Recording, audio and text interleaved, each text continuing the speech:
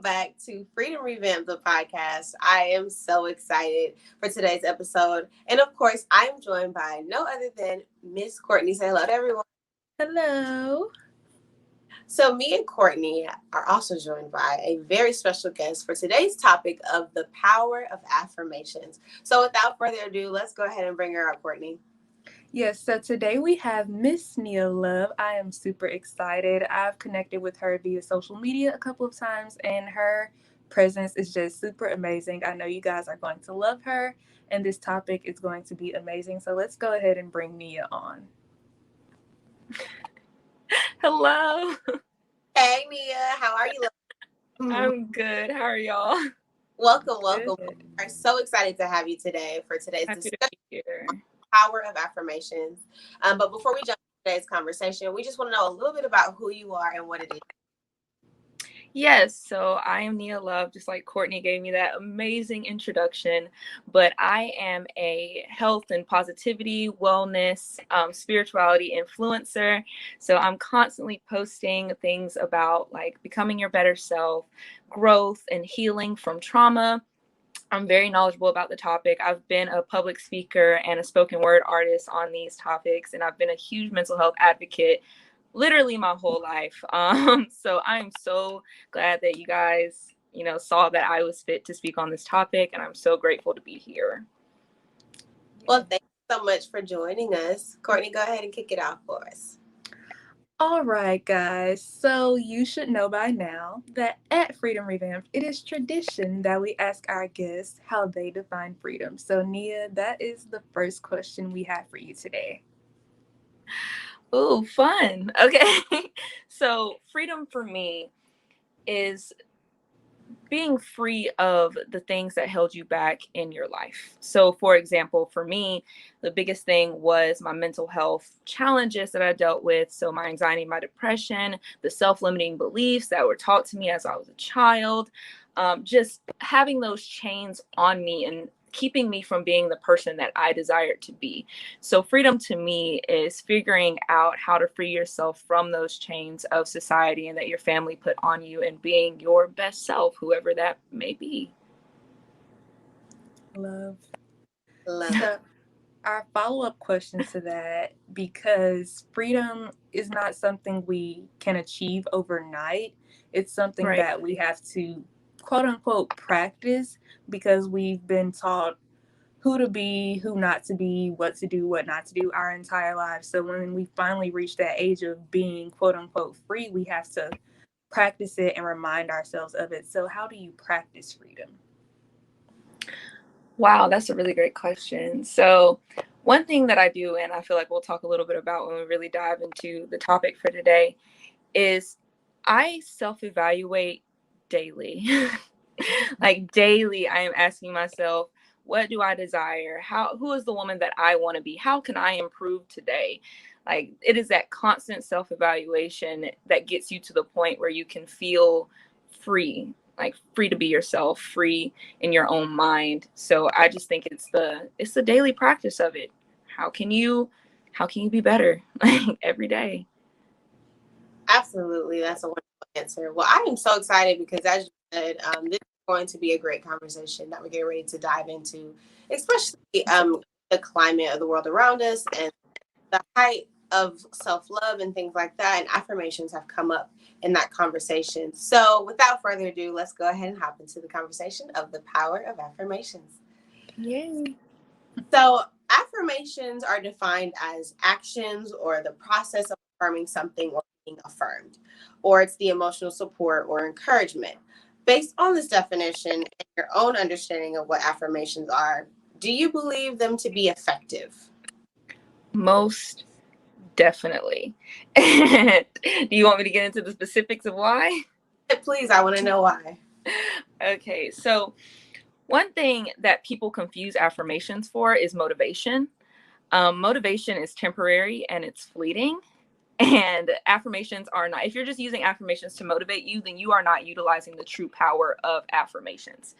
They're effective because if you look at how you grew up as a child, everything that your parents told you or the world around you told you, if they told you enough, you started to develop this as a belief. Correct. That's how we get most of our ideas of the world around us and about ourselves, is from the people that we grew up with and who we surrounded ourselves with, whether that be TV, school, all of that. So if you really want affirmations to be effective, you need to use it as a way to rewrite those self-limiting beliefs. So if there's something that you were told in your childhood that you were told over and over again, for me, it was my hair. Like, as a child, I was told all the time by my family, like, your hair is too nappy, your hair is different, like, it's wild, can you put it away? I was just told all of these defeating beliefs about my hair, which made me hate my hair growing up. So once I really got to college, I really started to affirm myself, like, I love my hair. I started to do more with my hair, started wearing my hair, and just trying to develop that confidence. Of course, it didn't happen overnight. It came from me constantly affirming myself. So yes, affirmations work, but what are you using them for? Like, are you actually using them to get rid of those beliefs, or are you just using them to just make you feel good in the moment? I think that's a wonderful sub question to the original question. But I guess to answer the original question for myself, I definitely find affirmations to be effective. I think that oftentimes with the height of social media and all of these inspirational pages that spit out these affirmations day after day, we see them all the time. So sometimes it can be overwhelming if you're not in a space to receive them. So I think that if you are receptive of affirmations, and if you're standing firm in what it is you're saying, and if you truly believe what it is you're saying when you're affirming yourself, then they're definitely effective. Of course, they have to be used properly. So I think that there's a way to misuse or abuse affirmations when you're not in a space to receive them, which is what I was referring to about, like, the overwhelming amount of affirmations we see on social media if not in that place. But I think that once you've reached a place of positivity and you can receive those affirmations, they definitely prove themselves to be effective.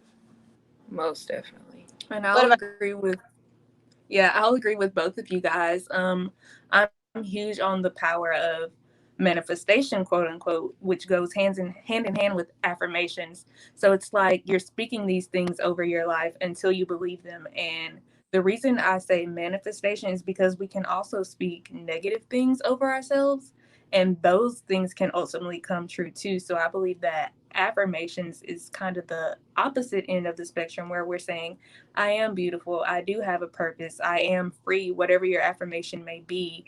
And ultimately, you'll begin walking in that because you'll begin to believe it. Absolutely.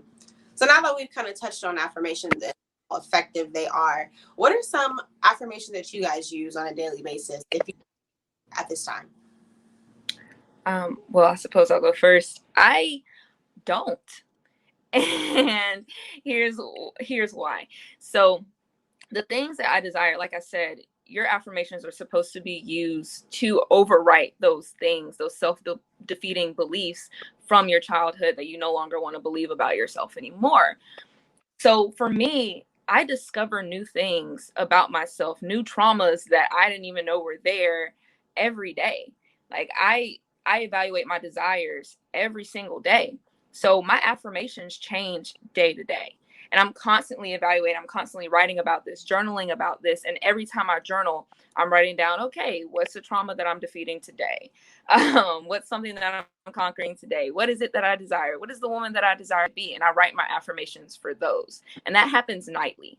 So there's no specific affirmation that I'm reciting every day. It really has to do with what I feel like I need in that moment or that day.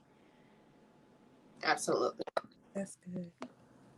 I think for me, I would have to agree with that.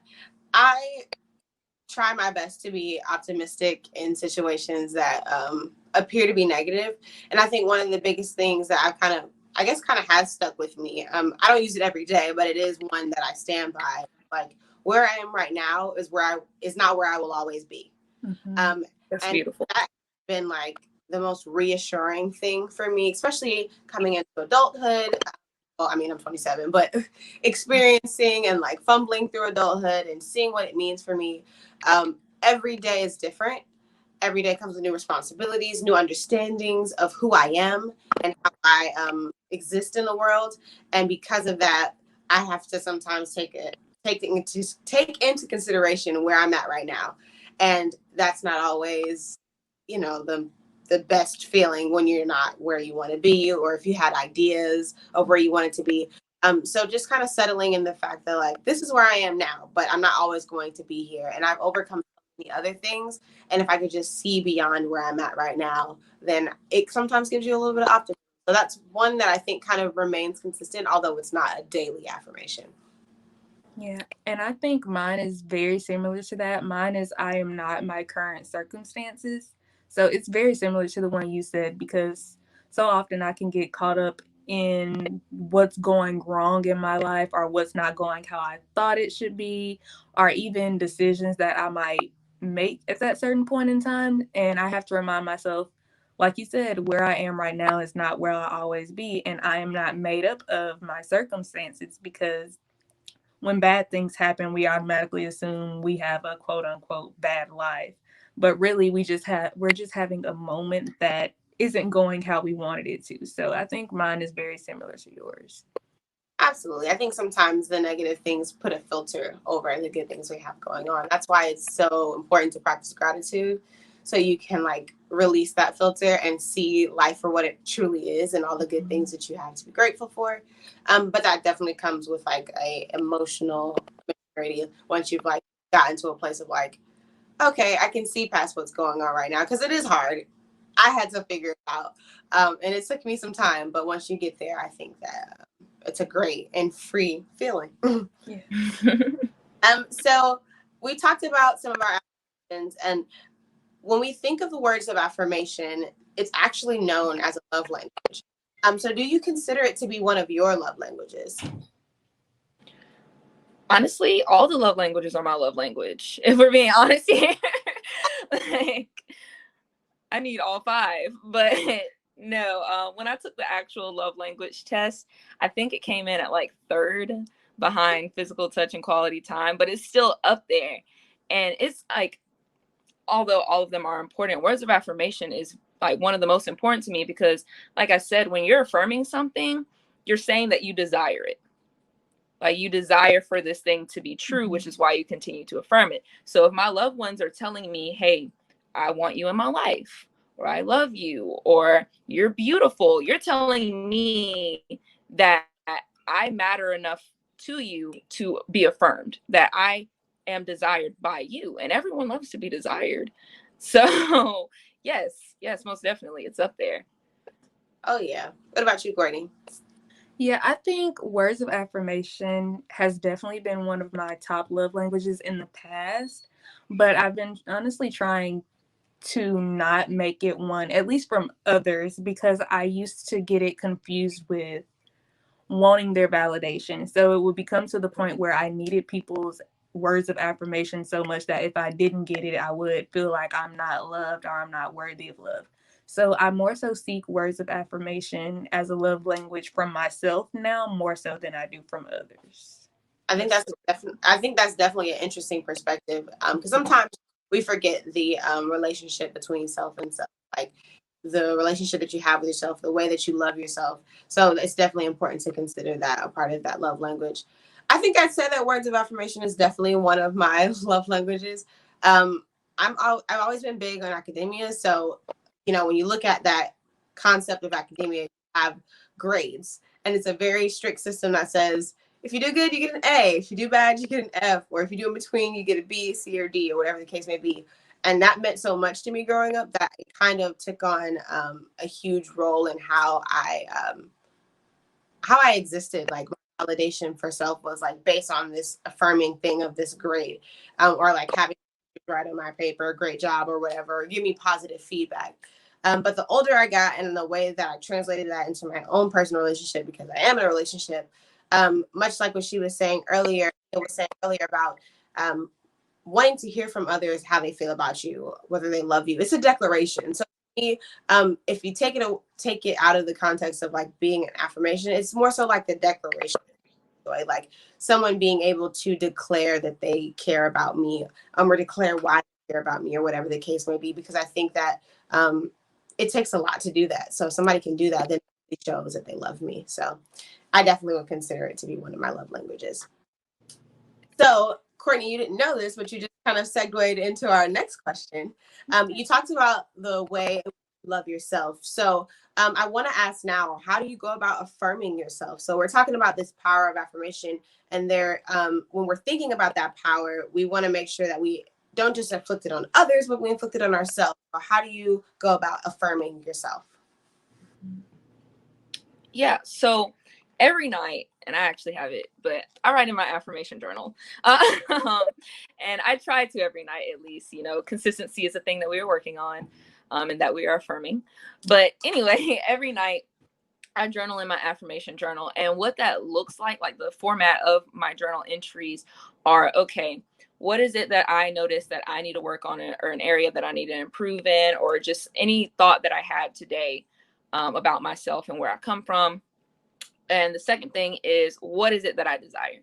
What is it, the woman that I want to be? What is it that I want out of my life right now? Do I want more money? Do I want a better job? Like, whatever it is I desire. And then the last thing is, okay, now let's write 5 to 10 affirmations that back those things up. So it's literally like reevaluating everything from my day and then writing my affirmations to back it up. And that's how I affirm it. And then I wake up in the morning and I reread those affirmations before I go about my day. And the point of doing that at night is so that it can be kind of cycling through my mind while I'm sleeping, because that's the best time to affirm yourself, is when you're asleep.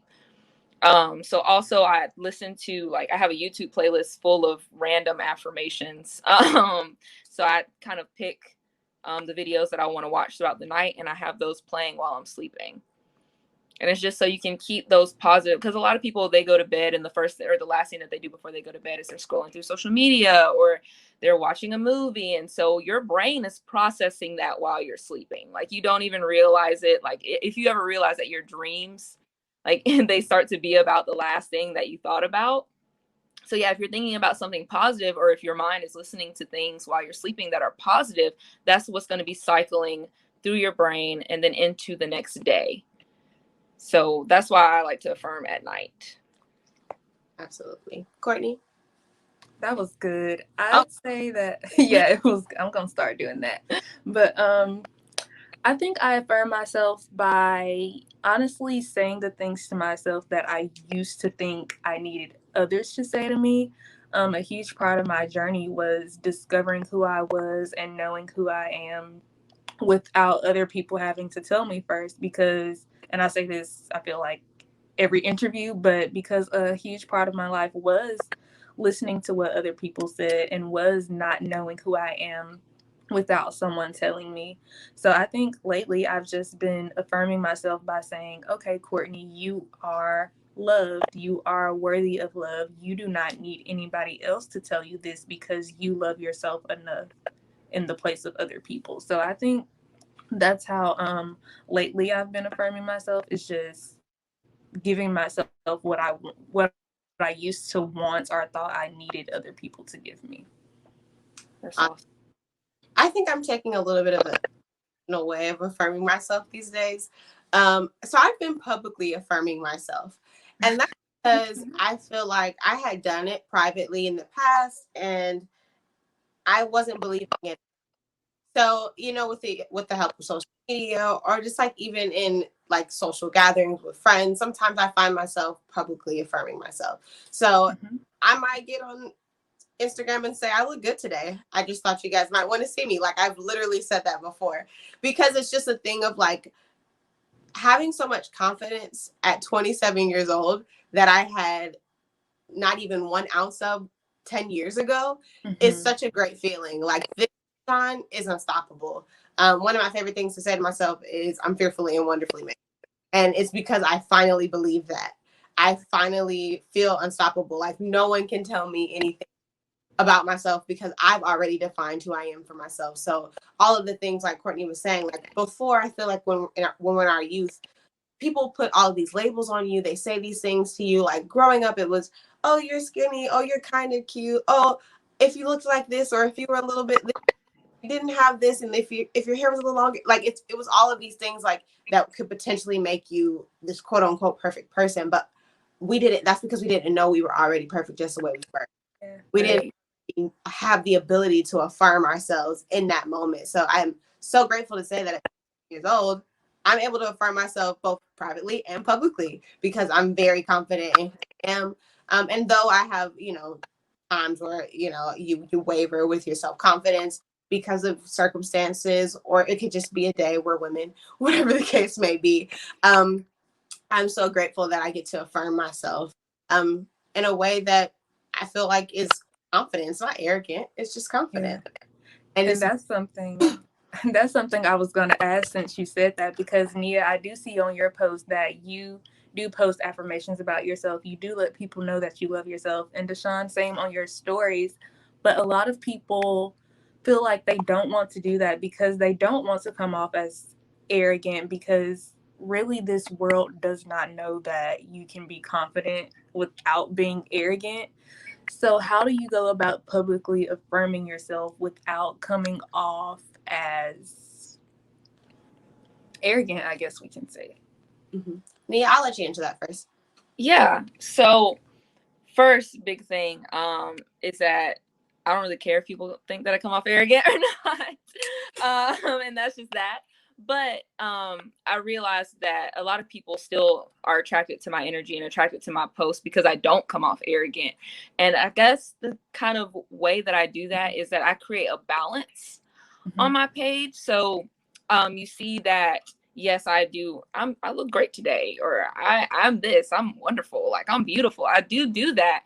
But also at the same time, you get posts where I'm like, all right, this is what I'm working on. I can be a little bit manipulative. Yeah, I know I can be a little over dramatic. Like, I'm not just spouting out all of my great attributes at everyone, which I think is the problem with social media these days, but that's another topic. But yes, I'm not just spouting out my strengths all the time. Like, you get to see my weaknesses as well. So how can it even cross your mind that I'm coming off arrogant if I also show you my weaknesses? Absolutely. I agree with that, Nia, because one of the biggest things that I have like attributed to who I am is being transparent. I'm super transparent. Like, I don't think, maybe I just don't have any fear anymore. I've gotten to this place where I just am kind of like so free, which is ironic because I'm working with Freedom Revamped. I'm constantly revamping my freedom every day, but I just feel so free, and I'm able to be transparent. And I'm able to show the great moments. I'm able to show the not so great moments. And I do it all the time on my story, post, in conversations with others, whatever the case may be. So I think that kind of helps to pull back on the arrogance. But another thing too is you can always tell when someone is genuinely in love with themselves. Yeah. I feel like there is a difference between being in love with yourself and sometimes compensating, because I've done both, right? Like, growing up, there's times where we overcompensate, like, I look good, when inside we're like, oh my God, I feel and then there's like a genuine feeling of I feel good, and there's like a light that exudes from that. So when people can read that, they don't really take it as arrogant. Like, oh my God, she's just a beautiful person inside and out. We just love, like, you just love people. You're attracted to that energy because it's positive energy. And it's really kind of hard to not be attracted to people when they have such positive energy. But I think the biggest thing, like kind of going back to what I just said about earlier, about for so long when people put labels on you and they say things to you, and then you come back and you negate that and you stand firm in who you know yourself to be, like, people can see that. They see that. They watch you grow, and they're like, oh my gosh, I love this new DeShon. I love confident DeShon. And that reigns truer than any arrogance or any negative thoughts they might have about you. And then some people just go hate, and you gotta Yeah, I do think that balance is needed, definitely, for sure. Awesome. So we kind of touched on this next question a little bit, but I'd like for us to dive a little bit into it. How do you like to be affirmed by others, if at all? So Kourtney touched on this a little bit earlier, where she was saying she doesn't really look for others to affirm her, which is a big thing. Like, yes, I do like to be affirmed by others, but you can't get to a point where you expect to be affirmed by others, or you're relying on others to affirm you. Like, of course, if my friends know, hey, Nia, she's working on this about herself, she's working on being more patient. If you notice a moment where I'm being more patient, I would love for you to say, you're doing a good job. I noticed that you were being very patient about that. Like, you handled that situation perfectly. I'm like, thank you. But on top of them affirming me, I'm also affirming myself about that. I have conversations with myself and I'm like, man, Linnea, you really handled that really well. Like, you really controlled yourself in that moment. I'm proud of you. The growth is great. But yeah, I don't really look for others to affirm me. Like, if someone's affirming me about something, I've already affirmed myself. So it's just a nice little bonus, but I'm not necessarily relying on that. Yeah. I would. Yeah. I was going to say same thing because, like I said, I'm trying not to look for that validation or those affirmations from others. But I also feel the same way how you feel about it. Like, if my friends or family members know that I'm working on a certain area of my life and that they see me progressing in it, then I do like to hear it. But it's not like I'm relying on it because I can see it within myself. So I'd agree.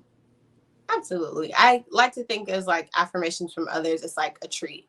Like, you know, you give yourself a meal when you affirm yourself every day, but like those affirmations from your friends, or affirmations from your family or your loved one or your significant other, whomever it might be, treats. They're just little extra things that you get to take on and enjoy, but they're not necessary once you've developed a good sense of like self-awareness.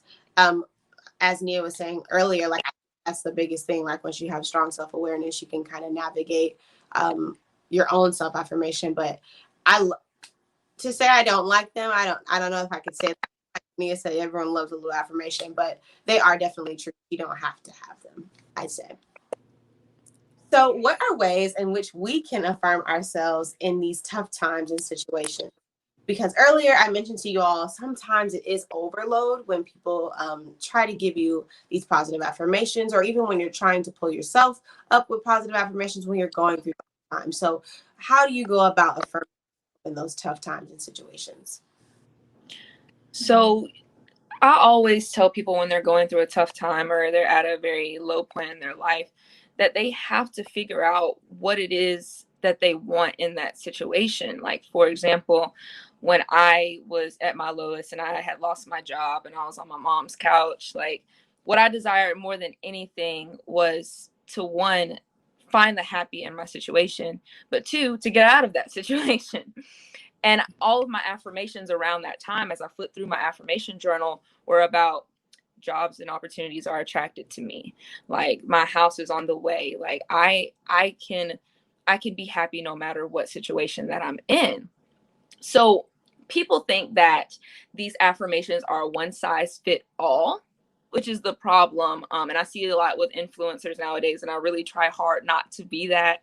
But everyone thinks that, oh, just keep saying, oh, I'm powerful, I'm a goddess, I'm beautiful daily, and everything's just going to be rainbows and butterflies. But no, like you were saying earlier, DeShon, like, you receive different things at different points in your life. So maybe you aren't ready to receive that affirmation right now. Maybe that affirmation isn't sitting right with you. So at your low point, you have to do some inner reflecting and figure out what you need in that moment, specific to you, not what anybody else needs or not what anybody else is telling you that you need, but what do you need in that moment, and write your affirmations around that need. Yeah, absolutely. I think that's the perfect way to put it. Understanding what it is you need, because it's just kind of like going back to this food analogy again. When you're hungry, you know what you want, but what is it that you need? Like, what are the nutrients that you need to put in your body, or what are the things that you need to say to yourself, or what are the things that you need to feed your soul and your spirit? Because it's so hard to get out of a dark place when you can't see the light. And those, like I said, sometimes those affirmations are overwhelming. We talked about social media, and you just mentioned one, you said how like sometimes it's a one size fit all affirmations. And I think that's the hardest part about seeing these influencers spitting out these things that are just so generic and they're not specific.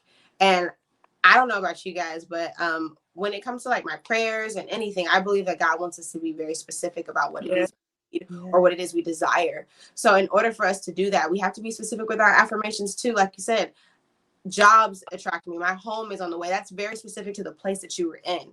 So it was going to be beneficial to your mind and to your spirit to hear and to receive those things at that time. as opposed to you hearing something like, I am strong, I am powerful. You might not have been feeling that at that moment. Right. You know what I'm saying? Right. Really like crafting affirmations that are unique to your situation. Yeah. And I'm going to piggyback off of both of you guys, which is why I brought up manifestation earlier, because manifestation, I feel, is way more specific than what people have made affirmations to be. Manifestation definitely fits you and the certain situation you're in. So right now, if I'm feeling like I don't have a purpose in my life, then my manifestation or affirmation can be, I do have a purpose in my life. God knows that purpose. God can tell me that purpose so that I can walk in that purpose. So then it becomes more specific to you and your situation, because if I was to post that on social media, somebody else might not need that, but it's specific to me and what I have going on. So I think definitely being more in tune with you and your situation is how you can affirm yourself in tough times so that you can actually speak to what is going on in your life. Absolutely. Well, ladies, I want to thank you both for being so vulnerable in this conversation and what it is that you dealt with or that you're dealing with in terms of the power of affirmation and sharing your foresight on the topic. It has truly been a wonderful conversation. And I don't know if Nia knew this, but she actually issued homework to our listeners earlier and to me as well. So you kind of spoke to us about what it is you do before bed with your journaling and writing those affirmations out. And I thought that it was so powerful the way in which you did it, especially right before bed. Like you said, it's taking those things into your sleep and letting them settle in your spirit so that you can wake up and receive those things as well and to perform in those things. So if I could bother you to repeat things really quickly, well, the instructions on how you do that for our audience, so that they can take that with them as a little assignment so that they can work on and establish the power of affirmations in their life. Yes. So in your journal, go ahead and buy you a nice, beautiful little journal that resonates with you. And every day, every night before you go to bed, you're going to write, one, what is it that you desire? What is it that I want to change in my life? What is it that I want to be attracted to me in my life? What is it that I want? Second thing is, what do I need to work on? What is a trauma or a self-defeating belief that I want to get rid of? What is it that I want to improve on for myself in becoming the person that I desire to be? Third thing is, write 5 to 10 affirmations that relate to the things that you just wrote about above. And read that before you go to bed. And then right when you wake up in the morning, before you check social media, before you check your text messages or your emails, read those affirmations so they can be cycling back through during the day. Awesome. Thank you again for that. I definitely will be implementing that today. All the time in a lot of different episodes, like with the concept of journaling and how effective it is. Write things down and make them plain. Like you can go get that later and be like, oh my God, look at where I come from, or look at what I was going through. And it sometimes might be nostalgia to look back at. Sometimes it might be a laugh to look back at. Whatever the case may be, it's good to have those things in writing in front of you.